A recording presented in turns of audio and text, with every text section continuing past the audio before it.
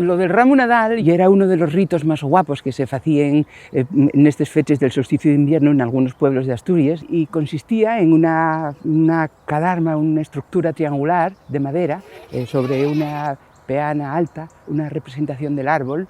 Iban poniéndose en ella pues fuellines de carrasco, de tesio, de abetu, y iban colgando chorizos y rosquillas y cintiquines de colores, y bailaban y cantaban y tocaban la gaita al rodio con deseos de felicidad para todos. O sea, lo mismo que estamos haciendo nosotros ahora con este ramo Nadal nuestro.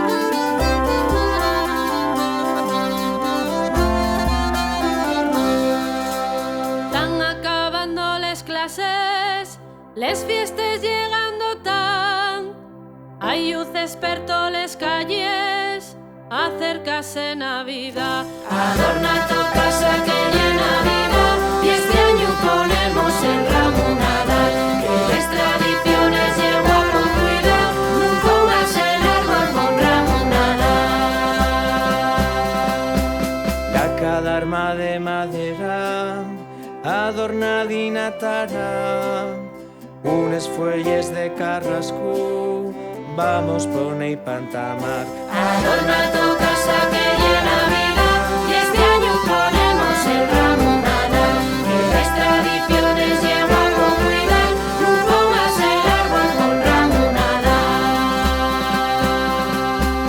Huelga y frutas y rosquillas, y hasta chorizo y tocín, tintes de llana y puntielles, pa' que lluza bien guapín. Adorna tu casa que ya Navidad, y este año ponemos el ramo Nadal, que las tradiciones llevo a con cuidar, no pongas el árbol con ramo Nadal.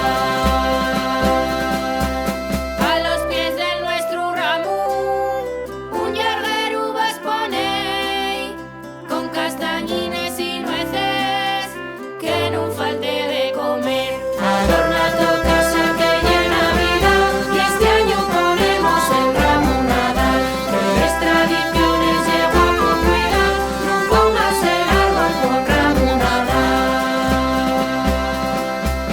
Y prendíes 12 veles, lucen el ramo Nadal, que nos ayumen todo el año, con salud y prosperidad. Adorna tu